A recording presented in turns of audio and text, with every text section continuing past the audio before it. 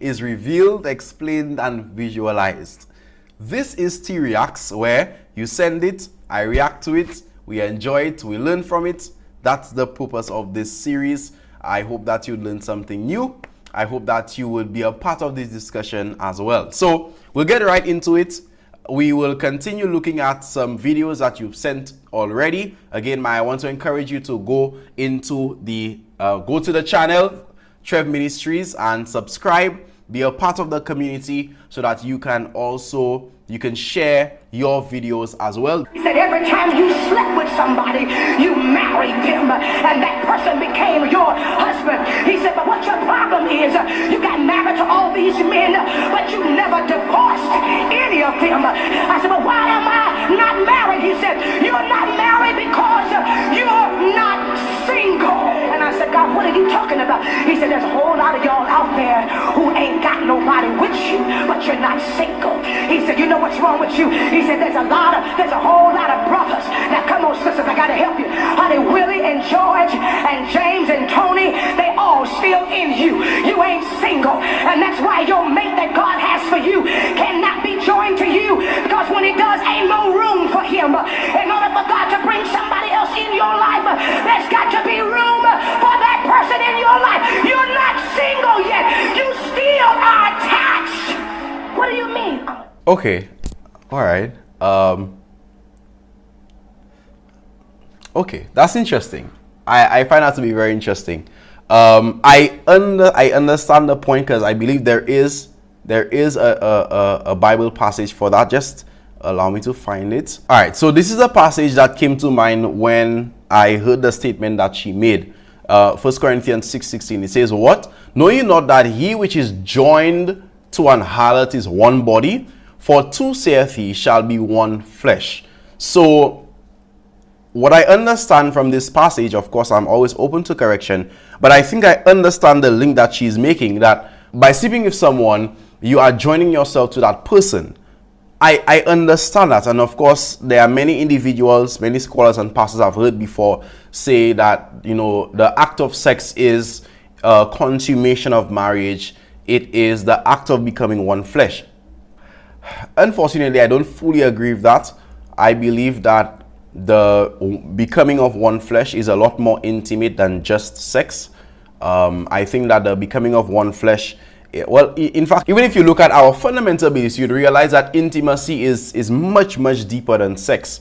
So the becoming of one flesh is before it is experiential, it's covenantal as well.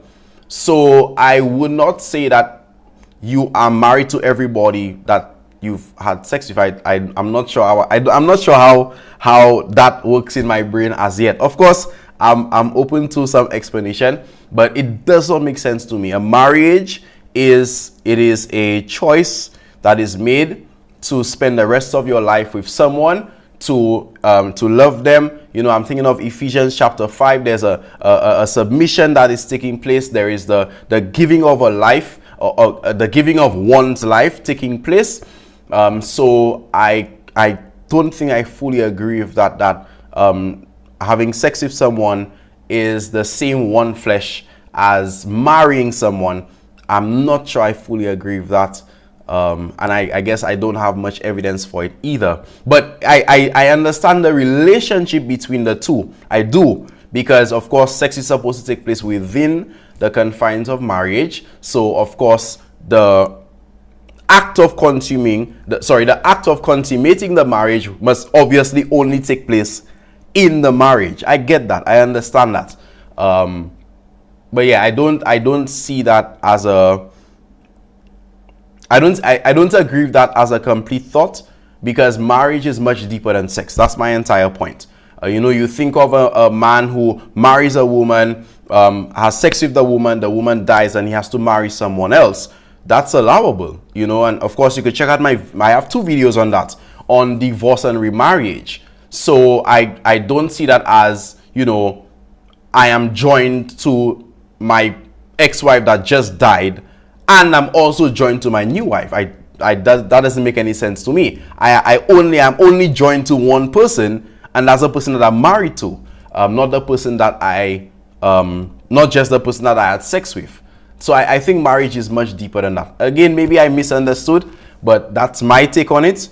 And I think the Bible is pretty clear on how powerful and how deep and profound marriage is. I understand another thing that she said is the attachment. Now that I can agree with, that it is a lot of individuals may be single in status, but in terms of their feelings, in terms of their attachments, they are not single at all. They are, you know, you're in love with someone, you are attached to someone.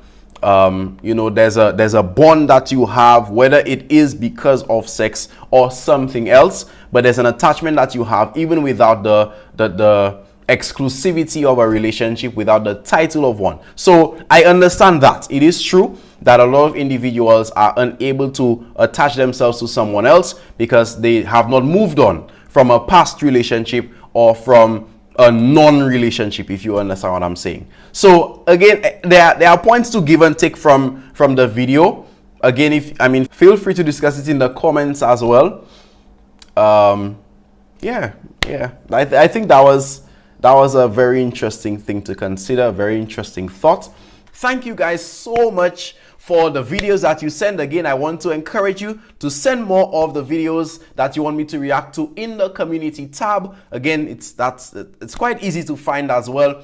And the more videos you send, the better it is. I will react to them as soon as I can. Thank you so much for sending what you have. Thank you so much for the comments in advance. Thank you so much for the participation. Until the next video, TREV Ministries over and out.